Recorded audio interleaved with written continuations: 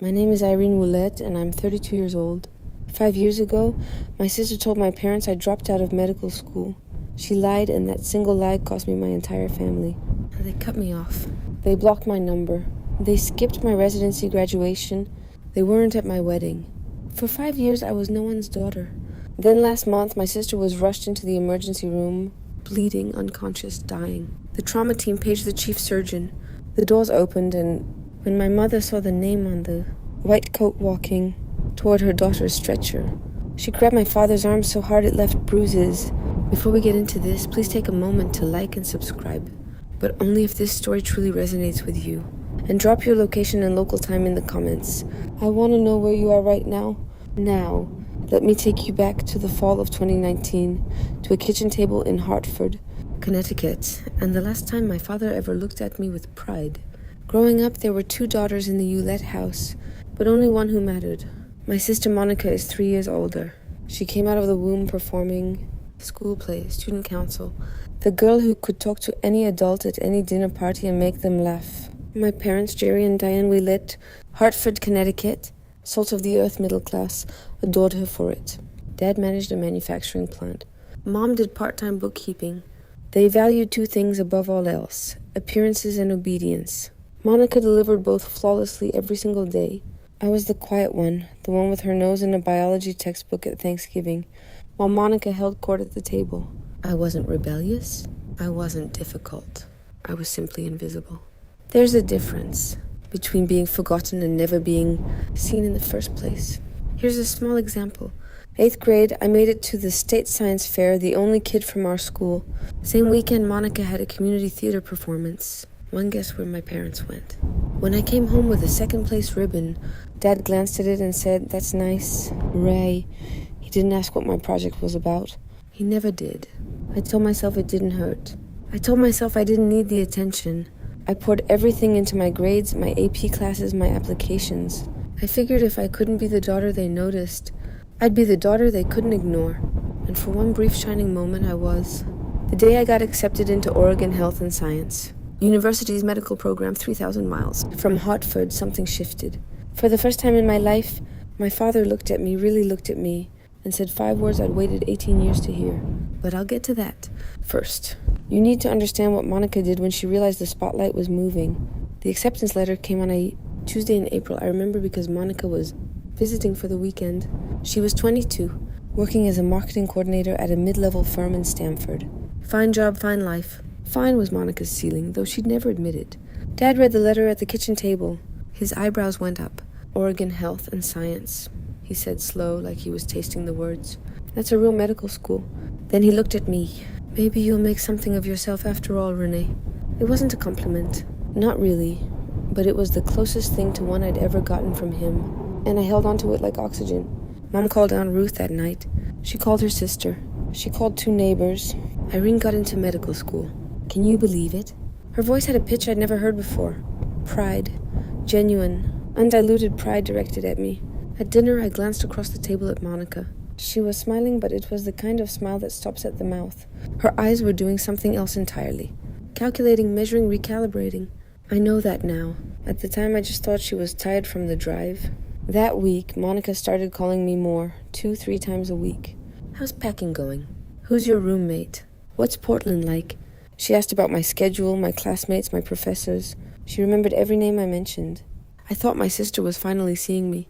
I thought maybe my getting into med school had unlocked something between us. Respect, connection, whatever it is that normal sisters have. I was feeding her ammunition. Every detail, every name, every vulnerability. And I handed it all over with a grateful smile. 3rd year of medical school.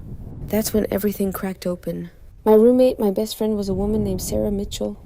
She'd grown up in foster care, no family to speak of, and she was the single reason I survived 1st year. When I called home once during a brutal anatomy exam week, and Mom said, "Oh, I can't talk right now. Monica's having a rough day at work," it was Sarah, who sat on our apartment floor with me and said, "Their loss. Now get up. We have cadavers to memorize."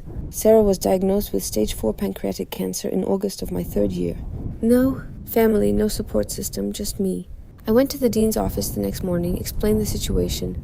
He approved a formal leave of absence, 1 semester caregiver status. Paperwork filed, spot held.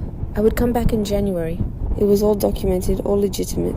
I moved into this spare bedroom at Sarah's apartment, drove her to chemo, held her hand in the oncology ward at Thrinuru. In the morning when the pain got so bad she couldn't breathe, I called Monica to tell her. I don't know why. Maybe I still believed she was the sister she'd been pretending to be. I told her about Sarah, about the leave, about the plan to return in the spring. Monica's voice was syrup. Oh my God, Ray, I'm so sorry. Take all the time you need. I won't say a word to Mom and Dad. I know they just worry. 3 days later, she called our parents. I don't know the exact words she used that night. I wouldn't learn the full scope of her lie until 5 years later, when it unraveled in the one place none of us expected. But the damage was instant. The call came at 11 at night. I was sitting in a plastic chair next to Sarah's hospital bed. She'd had a bad reaction to the latest round of chemo, and they'd admitted her overnight. My phone lit up. Dad, your sister told us everything. His voice was flat, arctic, the dropping out, the boyfriend, all of it. Dad, that's not don't Monica showed us the messages. She showed us proof. I pressed my hand against the wall to steady myself. What messages? What proof? Dad, I'm sitting in a hospital right now. I'm taking care of my friend. Monica said you'd say exactly that. A pause. She said you'd have a story ready. My mother got on the line. Her voice was shaking. How could you lie to us for a whole year? Irene, Mom, please listen to me. I filed a leave of absence. I can show you the paperwork. I can give you the dean's number. Enough, Dad again. Don't call this house until you're ready to tell the truth. You've embarrassed this family enough. The line went dead. I sat on that hospital floor for 20 minutes. Sarah's IV beeped on the other side of the curtain. My phone screen still showed the call duration, 4 minutes and 12 seconds. That's how long it took my parents to erase me. 20 minutes later, a text from Monica. I'm sorry, Renee. I had to tell them. I couldn't keep your secret anymore. She wasn't sorry. She just executed the most precise strike of her life. And she'd done it with a broken heart emoji as a signature. I was 3,000 miles from Hartford. I had $46 in my checking account and I had just become no one's daughter. I tried. I need you to know that. I tried everything. I could from 3,000 away with no money and a dying friend in the next room. Over the next 5 days, I called my parents 14 times. The first 3 went to voicemail. By the 4th, Dad's number was blocked. Mom blocked me 2 days later. I sent 2 emails, one short, one long. The long one had my leave of absence paperwork attached as a PDF. Included the dean's direct phone number. I included Sarah's oncologist's name. I gave them every piece of evidence a reasonable person would need. Neither email got a response. I wrote a handwritten letter. Mailed it priority from Portland. 5 days later, it came back. Returned to sender unopened. I recognized my mother's handwriting on the envelope. I called Aunt Ruth, Dad's younger sister, the only person in our family who'd ever treated me like I mattered equally. Ruth called Dad that same evening. I know because she called me back 40 minutes later, voice heavy. He told me to stay out of it, sweetheart. He said, "You've made your bed." Ruth tried to tell him about the leave of absence. Dad hung up on her. 5 days, 14 calls, 2 emails, 1 letter, 1 intermediary, all of it. Every single attempt rejected, blocked, or returned. And here's what sealed it. This wasn't new. This was the pattern of my entire life, compressed into its most brutal form. Every science fair they skipped. Every recital they forgot. Every time Monica's version of events was accepted without question, while mine was dismissed, this was just the final, loudest iteration. On the 6th day, I stopped calling. Not because I gave up, because I realized they had chosen a long time ago. Monica just gave them permission to stop pretending. Sarah died on a Sunday morning in December, quiet, just the beep of the monitor, going flat and the pale winter light. Through the hospice window, I was the only one in the room. No one from my family called. No one knew. The one person I'd told, Monica was too busy tending to the lie. She'd planted to care that the reason for my leave of absence had just stopped breathing. I organized a small funeral. 6 people came. Sarah's former foster sister drove up from Eugene. A couple of classmates, a nurse from the oncology ward who'd grown fond of her. I stood at the front of a chapel that could hold 60 and read a eulogy to rows of empty pews. I didn't cry. Not because I wasn't broken, because I'd been crying for 3 months straight, and there was nothing left. That night, I sat alone in Sarah's apartment, our apartment. Her coffee mug was still on the counter, her jacket still, hung by the door. I opened my laptop and stared at the application to re-enroll for the spring semester. Then I found it tucked inside Sarah's copy of Grey's Anatomy, our running joke. She'd bookmarked the chapter on the pancreas with a yellow sticky note that said, "Rude was a card," her handwriting shaky but deliberate. "Finish what you started, Irene. Become the doctor I know you are." And don't you dare let anyone, especially your own blood, tell you who you are. She'd written it weeks before she died. She knew she wouldn't be there when I needed the push.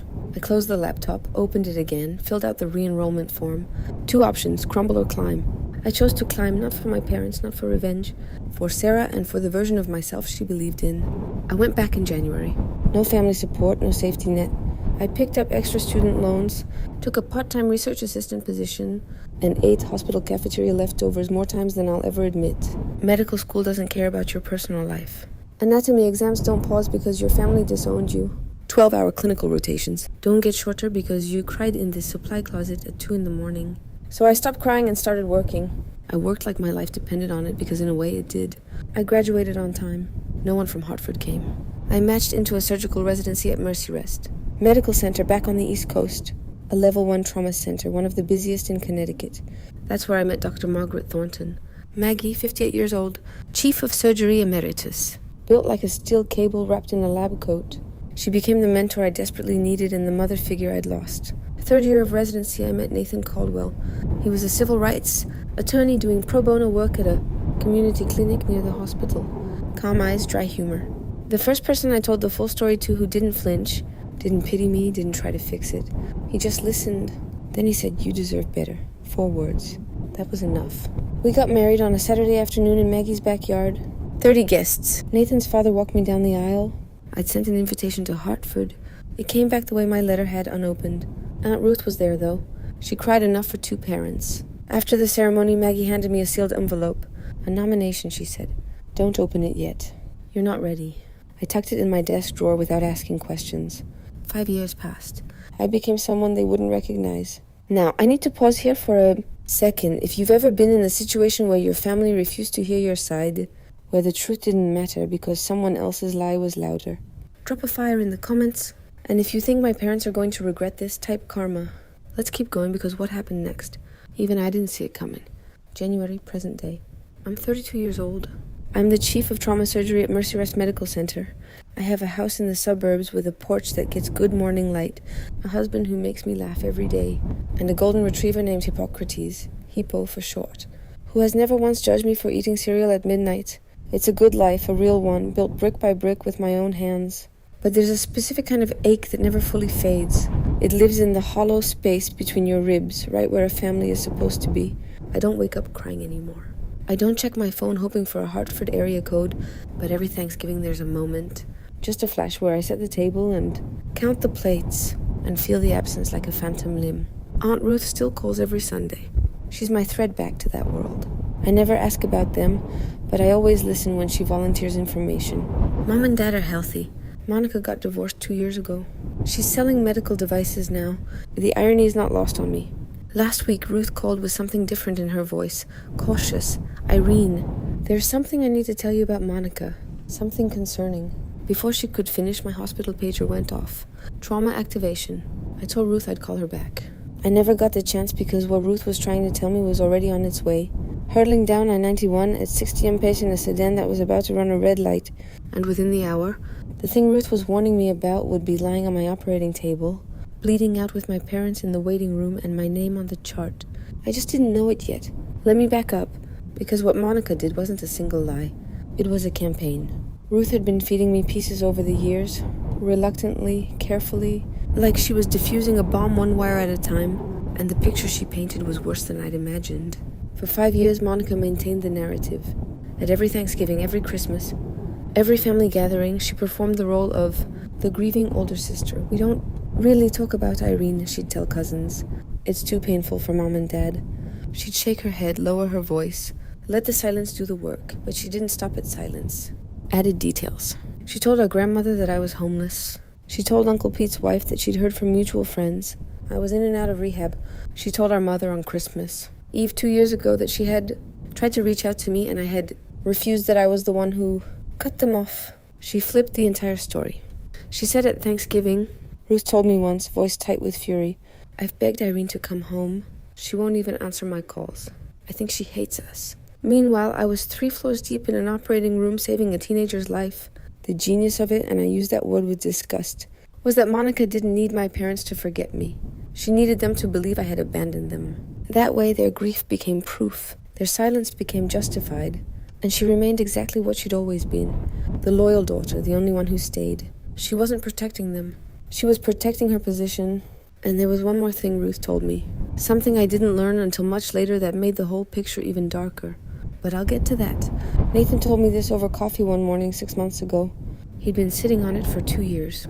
"There's something I didn't tell you," he said, setting his mug down carefully. "The way he does when he's about to deliver bad news in his lawyer voice. 2 years ago, I got a call from HR at your old hospital.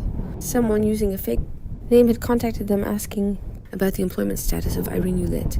They wanted to know if you'd ever been disciplined, if your credentials were legitimate." I stared at him. "Who?" I had a colleague trace the inquiry. The IP address came back to Hartford. The kitchen went very quiet. Hippo's tail thumped against the floor. The coffee maker hissed. "She was trying to find something," I said. "Anything," Nathan confirmed. "Anything she could use to keep the story alive, to prove you were a fraud." "She didn't find anything." "No, because there's nothing to find." I wrapped my hands around my mug tight.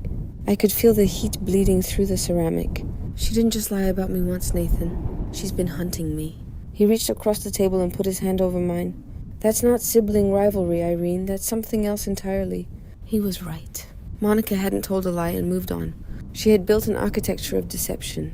Load-bearing walls, reinforced beams, and she'd spent 5 years making sure none of them cracked. Every holiday story, every whispered rumor, every fake inquiry was another brick. I could have done something then. Called a lawyer, confronted my parents, blown the whole thing open, but I didn't because life was about to do it for me in the most brutal, public, and ironic way imaginable. And it started with a pager at 3 a.m. Thursday night, January, 3:07 a.m., the pager dragged me out of a dead sleep. Nathan shifted beside me, murmured something. Hippo lifted his head from the foot of the bed. The screen glowed in the dark. Level 1 trauma. MVC single female, 35, blunt abdominal trauma. Hemodynamically unstable. ETA 8 minutes. I was dressed in 4 minutes. Driving in 6. The roads were empty and wet. That particular shade of black that January gives you in Connecticut. I ran through the case in my head the way I always do. Mechanism of injury. Probable organ involvement. Surgical options, motor vehicle collision. Blunt abdominal trauma, unstable vitals. Likely splenic rupture, possible liver laceration. I'd done this surgery 100 times. I badged in through the ambulance bay entrance and walked straight to the trauma bay. My team was already assembling. 2 residents, a trauma nurse, anesthesia on standby. I picked up the intake iPad from the charge. Nurse's station and swiped. To the incoming patient chart. Patient Monica Hewlett. DO March 14th, 1990. Emergency contact, Gerald Hewlett. Father. I stopped walking. The hallway noise. The beeping, the intercom. The squeak of shoes on linoleum. It all pulled back like a tide. For 2 seconds, maybe 3, I wasn't a surgeon. I was a 26-year-old sitting on a hospital floor in Portland, phone still warm in my hand, listening to a dial tone. Dr. Hewlett. My charge nurse, Linda, appeared at my shoulder. "You okay?" I looked up, blinked, set the iPad down. "I'm fine." Prep Bay 2 and page Dr. Patel. I want him on standby. The ambulance siren wailed in the distance, getting closer. And behind that ambulance, I knew before I could see them were 2 people I hadn't faced in 5 years. The ambulance doors cracked open and the stretcher came fast. Monica was strapped down, unconscious, oxygen mask fogging with shallow breaths. Blood on her shirt, one hand hanging limp off the side rail. The paramedics rattled off numbers, blood pressure dropping, heart rate climbing. 2 large Bourne V's running wide. Behind them running came my parents. My mother looked like she'd aged a decade, hair thinner, face drawn. She was in a bathrobe, slippers on the wrong feet. My father was in a flannel and jeans thrown on in a panic. His face was the color of old paper. "That's my daughter," he shouted past the triage nurse. "Where are they taking her?" "I need to talk to the doctor in charge." The nurse, a woman named Carla I'd worked with for 3 years, put both hands up. "Sir, family needs to wait in the surgical waiting area. The trauma team is already here. The chief is handling this personally." The chief. Dad grabbed Carla's arm. "Get me the chief now." Carla glanced through the glass partition toward the trauma bay. She looked at me, gowned, gloved, my badge hanging from my scrub top. She read the name. Read it again. Her eyes went wide for just a fraction of a second. I gave a small shake of my head. "Not now," Carla composed herself. "Sir, the chief is prepping for surgery. You'll be updated as soon as possible. Please, the waiting room is this way." My parents were led down the hall. Mom was whispering prayers, hands clasped so tightly her knuckles were white. Dad kept turning back, looking through every window he passed. "She's all we have," he said to no one in particular. Please, she's all we have. I heard it through the partition glass. Every word. She's all we have. As if I had never existed. I stepped into the scrub room alone. 30 seconds. That's all I allowed myself. I turned on the faucet, let the water run hot over my hands, looked at myself in the stainless steel mirror above the sink, distorted, warped. The way everything felt right now. Scrub cap on, badge visible. The face of a woman who had been surgically removed from her own family tree. Now being asked to surgically save the woman who held the saw. Part of me wanted to walk out. Call Patel. Let someone else carry this. Let my parents owe their daughter's life to a stranger, not to me. That would be cleaner, simpler. But there was a woman on that table with a ruptured spleen and what looked like a grade 3 liver laceration. She was losing blood faster than we could replace it. She was going to die. In the next 30 to 40 minutes, if the best surgeon in this building didn't operate, and the best surgeon in this building was me. I paged Patel directly. I have a conflict of interest. The patient is a family member. I'm disclosing it now and documenting in the chart. If at any point my judgment is compromised, you take the lead. No questions asked. Patel's voice was steady. Understood, Chief. I told Linda to note the disclosure in the nursing record. Everything by the book, everything on paper. Then I pulled on fresh gloves, pushed through the O-doors, and looked down at the table. My sister's face still bruised, the oxygen mask fogging and clearing. She looked smaller than I. Remembered thinner.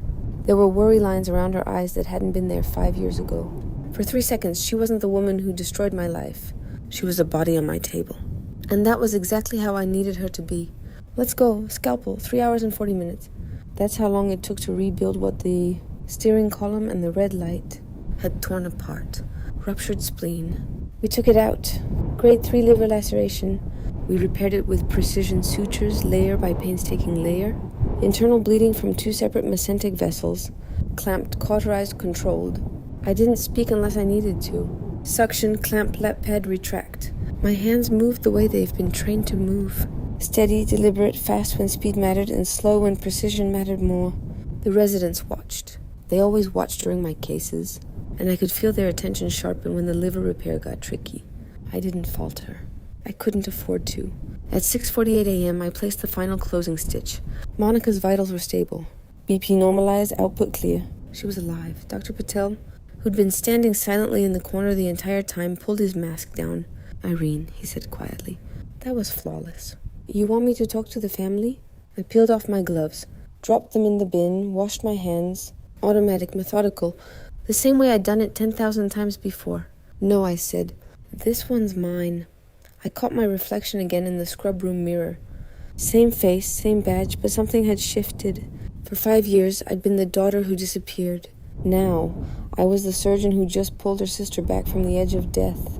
Those two facts were about to collide in a waiting room 40 away in front of my entire night shift team. I straightened my scrub top, checked my badge, took one breath. Then I walked toward the waiting room. The hallway had never felt so long. The waiting room had that fluorescent hush that hospitals get at 7 in the morning. 2 other families were scattered in the far corners. A television murmured weather reports to no one. And in the center row, sitting rigid, sleepless, terrified, were my parents. I pushed through the double doors, still in my surgical scrubs, mask pulled down around my neck. Scrub cap off now, hair pulled back. My badge hung at chest level. Printed in clean block letters anyone could read from 6 feet away. Dr. Irene Ouellette, MD Fax, Chief of Trauma Surgery. Dad stood first. He always stood first. It was a reflex, the need to be in charge. Doctor, how is she? Is Monica? He stopped. His eyes had dropped to my badge, then rose to my face, then dropped to the badge again. I watched the recognition move through him like something physical. A tremor that started in his hands and climbed to his jaw. Mom looked up a half-second later. Her lips parted. No sound came out. Her right hand shot to Dad's forearm and clamped down, fingers digging into the flannel of his sleeve with a force that I would later learn. Left 4 bruises shaped like fingertips. 5 seconds of silence. 5 seconds that held 5 years. I spoke first, calm, clinical. The same voice I used to address every family in this room. Mr. and Mrs. Ouellette. I'm Dr. Ouellette, Chief of Trauma Surgery. Your daughter, Monica, sustained a ruptured spleen and a grade 3 liver laceration in the accident. Surgery was successful. She's stable and currently in the ICU. You'll be able to see her in approximately 1 hour. Mr. and Mrs. Not Mom and Dad. I watched that land. I watched it cut. Behind me, through the glass partition, Linda and 2 nurses were watching. They knew by the look on their faces. They'd already put it together. My mother moved first. She took a step toward me, arms lifting, a sob already breaking through her chest. Irene, oh my God. Oh my God, Irene. I stepped back. Half a step, polite, unmistakable. She froze. Her hands hung in the air between us, then slowly, painfully dropped to her sides. Dad's voice came out like gravel dragged over concrete. You're a doctor, I am. You're the chief, I am. But Monica said, what exactly? He closed his mouth, opened it, closed it again. I could see the machinery of his mind trying to reassemble 5 years of certainty that was crumbling in real time. Mom was crying now, not quietly. We thought you dropped out. We thought she told you I dropped out. That I had a boyfriend with a drug problem. That I was homeless. That I refused to contact you. I kept my voice level. No shaking, no tears. I had rehearsed this moment 1,000 times in the shower, in the car, in the dark before sleep. I never thought it would happen in surgical scrubs under fluorescent lights. None of it was true. Not a single word. Through the glass behind me, I could see Carla press a hand to her mouth. A resident Dr. Kimura, second year, looked away, jaw tight. Linda sat down her clipboard and stared. Dad tried to redirect. Old instinct. This isn't the time or place, Irene. Your sister's in the ICU, I know. I just spent 3 hours and 40 minutes making sure she survives. So yes, Dad, I'm aware of where she is. He had nothing. For the first time in my life, my father, a man who had never been at a loss for a decree, had absolutely nothing. The silence was doing the work I never could. 5 years of blocked calls, returned letters, ignored emails. None of it had made a dent. But standing here alive and accomplished and wearing the proof on my chest, that was louder than anything I could have written in a letter. Mom reached for the back of a chair to steady herself. The letters, she whispered. You said you sent letters. 2 emails with my leave of absence paperwork attached. 1 handwritten letter mailed priority. You sent it back unopened. I recognized your handwriting on the envelope. She pressed her fist against her mouth. Dad stared at the floor. I called 14 times in 5 days. I asked Aunt Ruth to talk to you. You told her to stay out of it. I wasn't accusing. I was reciting. These were facts. And facts don't need volume. Then Linda appeared at the door. She didn't know the full story, not yet. But she had hospital business. Dr. Hewlett, I'm sorry to interrupt. The board chair saw the overnight trauma log. He asked me to pass along. The physician of the year selection committee sends their congratulations on tonight's surgical outcome. Linda said it the way she'd say anything routine. She had no idea she'd just detonated a second bomb. Mom looked at me, eyes swollen, mascara gone, bathrobe still on. Physician of the year. It's an internal recognition. It's nothing. I turned to Linda. Thank you. I need to check post-op vitals. Excuse me. I walked toward the ICU corridor, measured steps, spine straight. I didn't look back, but I heard my mother's voice behind me, small and ruined. Jerry, what have we done? And I heard something I'd never heard before. My father saying nothing. Because silence for the first time was the only honest thing he had left. 4 hours later, ICU, room 6, monitor beeping in rhythm, morning light angling through the blinds. I walked in for the standard post-op assessment, vitals, drainage output, wound check, routine, except nothing about this was routine. Monica's eyes were open, glassy, unfocused from the anesthesia, but open. She blinked at the ceiling, blinked at the IV pole. Then her gaze tracked sideways to me. She squinted. Read my badge. Read it again. The color drained from her face in a way I've seen before, but only in patients who've just been told their prognosis is bad. Irene. Her voice was sandpaper. Good morning, Monica. I'm your attending surgeon. You sustained a ruptured spleen and a grade 3 liver laceration from the accident. Surgery went well. You're going to make a full recovery. You're a doctor, not a question, a reckoning. I'm the chief of this department. Have been for 2 years. I watched it happen, the same spectrum Dad had gone through, but slower because Monica was processing it through a morphine drip and what I suspect was dawning terror. Confusion first, then disbelief, then fear, and then there it was. The expression I'd seen my whole life, the quick flicker behind the eyes, calculation. Even now, lying in a hospital bed with my sutures holding her liver together. Monica was trying to figure out how to spin this. Irene, listen. I can explain. You don't need to explain anything to me. I nodded toward the glass door where 2 figures stood in the hallway watching. Faces wrecked, eyes red. You need to explain it to them. I updated her chart, checked the drain, left without another word. I didn't stay to hear what happened next, but the entire ICU floor heard it. Monica's room wasn't soundproof, and neither was the truth. Okay, I have to stop here for a second.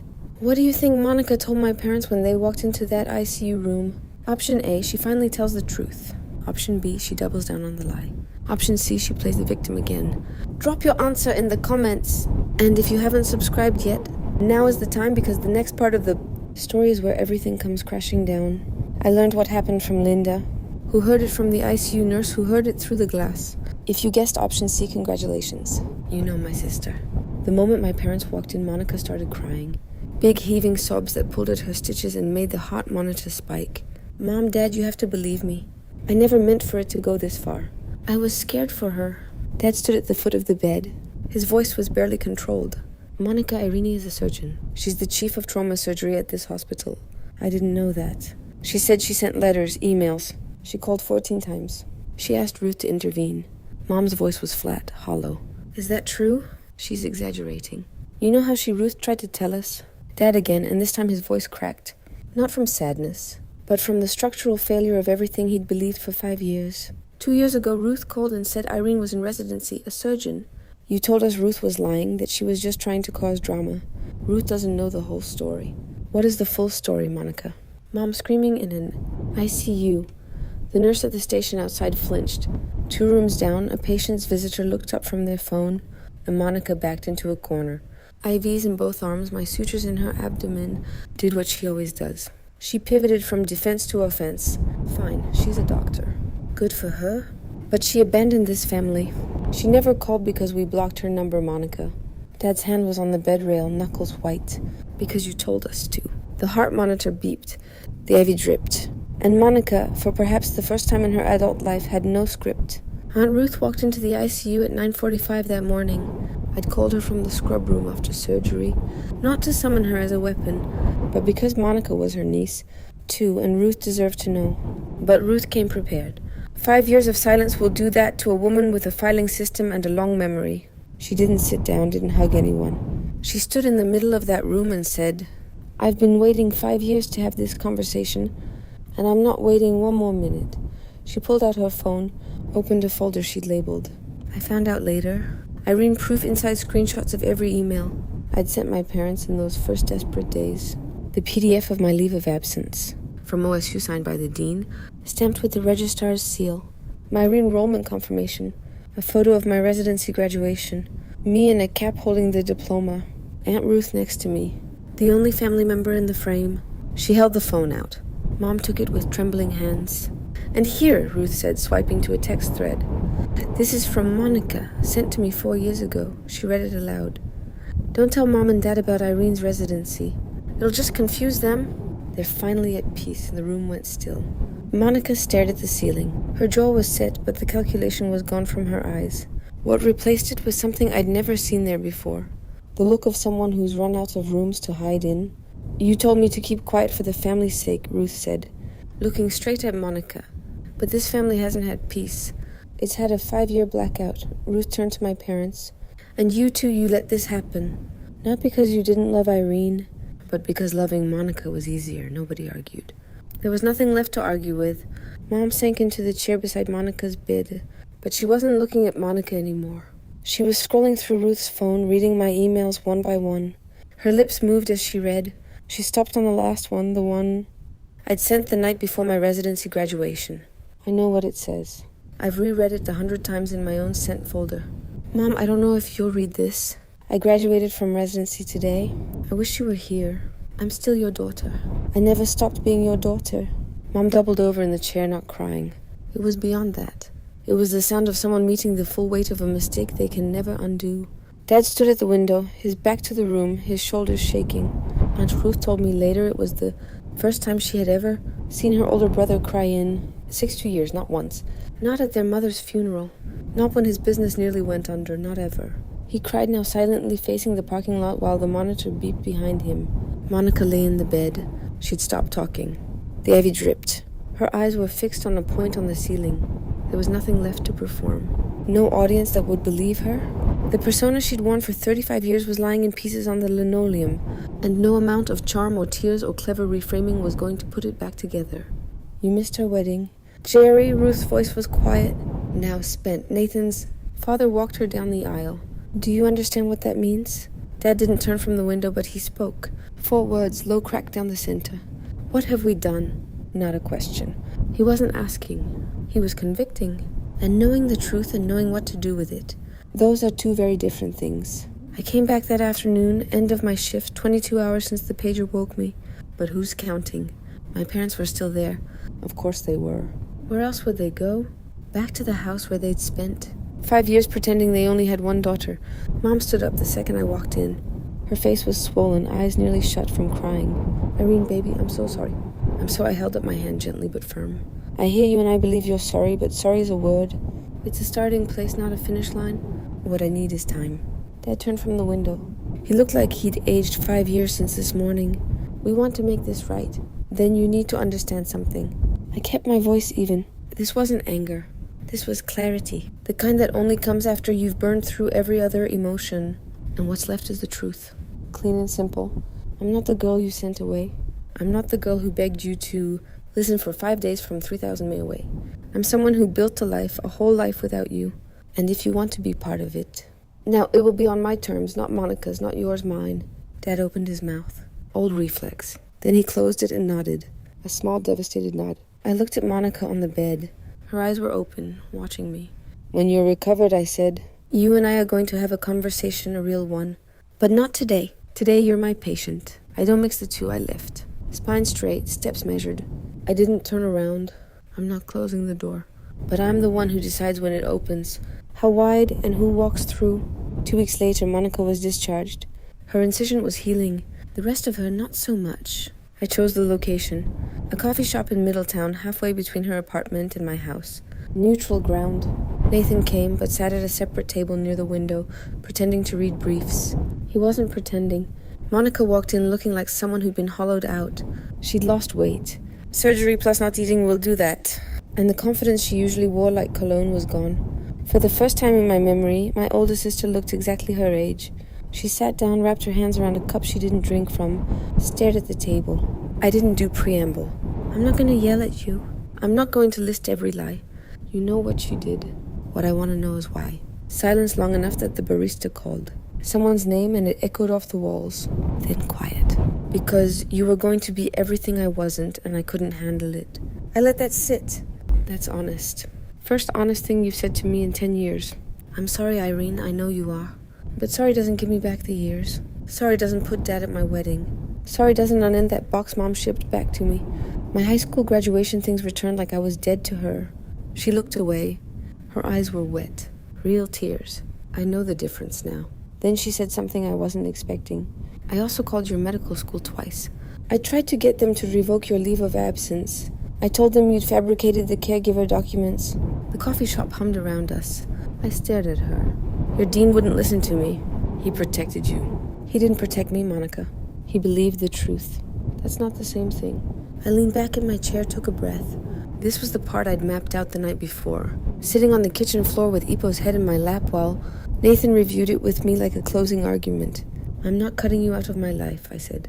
But I'm setting conditions. Monica nodded, small, defeated. You will tell the truth, the full truth, to every family member you lied to. Every aunt, every uncle, every cousin who spent 5 years thinking I was in rehab or living on the street. You will correct every single story. I will, and you'll do it in writing. An email to the family group, all 47 people. Ruth will confirm everyone receives it. Another nod. I met with my parents separately the following week. Nathan drove me. We sat at their kitchen table. The same table where Dad had read my acceptance letter all those years ago. The same table where Monica had smiled with just her mouth. I'm open to rebuilding, I said. But I need you to go to family counseling, both of you. Not for me, for yourselves. You need to understand why you believed a lie about your own daughter and never once picked up the phone to check. Dad's jaw tightened. We don't do that in this family. That's exactly why we're here, Dad. Mom put her hand on his arm gently. Jerry, please. He looked at her, looked at me. Something behind his eyes cracked. Not open, not yet, but cracked. Fine. I stood to leave, then turned back. One more thing, Nathan's father walked me down the aisle. That happened. We can't undo it. But if you want to know your future grandchildren, you start now. Not with grand gestures, with consistency. Apologies expire. Boundaries don't. That's the difference between sentiment and structure. 1 month later, the Physician of the Year Gala. 200 people in the ballroom of the Hartford Marquis Hotel. Surgeons, department heads, hospital administrators, donors, board members. Crystal glasses clinking, name tags on lanyards. A string quartet playing something classical that nobody was listening to. I wore a simple black dress. Nathan was at a front table looking like he'd been born in a suit. Maggie Thornton sat beside him, arms crossed, the faintest smile on her face, the one she reserves for moments she's been engineering for years. The MC stepped to the podium. This year's Physician of the Year, a surgeon whose clinical excellence, composure under pressure, and commitment to her patients have set a new standard for this institution. Dr. Irene Hewlett, Chief of Trauma Surgery, applause standing, ovation from the surgical staff who'd seen me work. I walked to the stage, spotlight warm, podium solid under my hands. I kept it short. 5 years ago, I almost quit. Not because I couldn't do the work, but because I lost the people I thought I needed to keep going. What I learned is that the people you need aren't always the ones you're born to. Sometimes they're the ones who choose you. I looked at Maggie, at Nathan, at my team in the third row. Then I looked at the back of the ballroom, last row. 2 seats Ruth had quietly arranged. My parents, Mom in a navy dress she'd probably bought that week, Dad in a tie he clearly hated, both sitting with their hands in their laps. Looking up at the stage with expressions I can only describe as grief and pride waging war on the same face. And sometimes, I said, the ones you're born to find their way back late, but here. Mom covered her mouth. Dad stood. Applause filled the rest. After the gala, Dad found Nathan near the coat check. He stood in front of my husband for a long moment. I owe you an apology. I should have been the one. Nathan, gracious to his core, extended his hand. With all due respect, sir, you should have been a lot of things, but we're here now. They shook hands. Dad's eyes were red. He didn't let go right away. Monica sent the email on a Wednesday night. Ruth confirmed delivery to all 47 addresses. I didn't read it until the next morning. Nathan brought me coffee and set the laptop on the kitchen table without a word. He knows when to give me space. It was 3 paragraphs. No excuses, no flowery language, just the facts laid bare. She had lied about my leaving medical school. She had fabricated evidence. She had maintained the deception for 5 years. She had deliberately prevented our parents from learning the truth. She ended with, Irene never abandoned this family. I made sure they believed she did. That is entirely on me. The responses came in waves. Uncle Pete's wife called Ruth in tears. She'd repeated Monica's rehab story at a book club 2 years ago. Cousin David in Vermont sent Monica a online reply. I don't know who you are anymore. Our grandmother, Nana June 89, the matriarch who'd stopped asking about me at Thanksgiving because Monica told her it was too painful, called me directly. I'm 89 years old, she said, her voice paper thin but furious. And I have never been lied to so thoroughly by my own blood. Irene, forgive an old woman for not seeing it. There's nothing to forgive, Nana. You were lied to. We all were. Nobody organized a boycott of Monica. Nobody sent group texts declaring her dead to them. But the trust she'd stockpiled, the currency she'd been spending for 35 years was gone. You could feel it in the silence after her email, in the replies that didn't come, in the invitations that quietly stopped arriving. No one punished Monica. They just stopped believing her. And for someone who'd built her entire identity on being believed, that was punishment enough. My parents started counseling in February. A therapist in West Hartford named Dr. Rena, calm, direct, the kind of woman who doesn't let you dodge a question. Mom took to it immediately. She'd been carrying the weight of her passivity like a stone in her coat pocket. And the first time Dr. Rena named it, enabling through silence. Mom broke down in the office and didn't stop crying for 40 minutes. That's what Ruth told me. I wasn't there. It wasn't my session to witness. Dad struggled. He sat in the chair. He answered questions in as few words as possible. Dr. Rena told him, Ruth relayed that his need to be right. His refusal to revisit a decision, once it was made, had been the load-bearing wall of this entire disaster. Monica provided the lie, but Dad's pride cemented it into place. He didn't argue with her. That might have been the first sign of change. 3 weeks into counseling, Mom mailed me a letter, handwritten. The irony wasn't lost on either of us. I failed you, she wrote. Not just when I believed Monica, but every time I chose peace over fairness. Every time I let your father's temper decide what was true. Every time I saw you standing in the doorway, quiet and waiting, and told myself you were fine. Because it was easier than admitting I wasn't brave enough to fight for you, read it at the kitchen table. Ipo was asleep on my feet. Nathan was in the next room pretending not to listen. I didn't cry, but I held that letter for a long time. Then I opened the drawer where I keep things that matter. Sarah's card, my returned letters, the wedding invitation that came back unopened, and I placed it inside. Same drawer, different side. Progress isn't always dramatic. Sometimes it's just rearranging what you carry. Monica started therapy too, her own separate from the family sessions. I know this because Ruth told me and because Monica mentioned it briefly, awkwardly the second time we met for coffee. We've had 3 of these meetings now. Each one short, each one stiff, each one slightly more honest than the last. The first time she stared at her hands and said nothing useful. The second time she told me about the therapy. The third time she said something that actually landed. I don't expect you to forgive me. I don't even know if I deserve it. But I want you to know I'm trying not to be that person anymore. I took a sip of my coffee, sat it down, then show me. Words are cheap in this family. They always have been. Show me with time. She nodded. Didn't push. Didn't perform. That was new. Do I believe her? Honestly, I don't know. I've spent a lifetime reading Monica's performances, and I'm still not sure where her acting ends and her actual self begins. Maybe she's not sure either. Maybe that's what the therapy is for. But I believe in the possibility of change. That's all I can offer right now.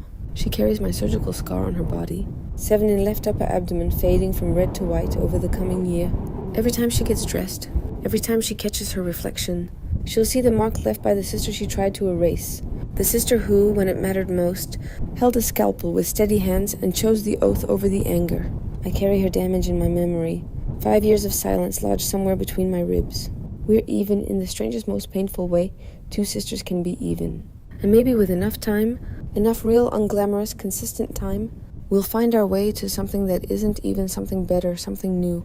I'm sitting in my office at Mercy Crest. It's late. The hallway outside is quiet.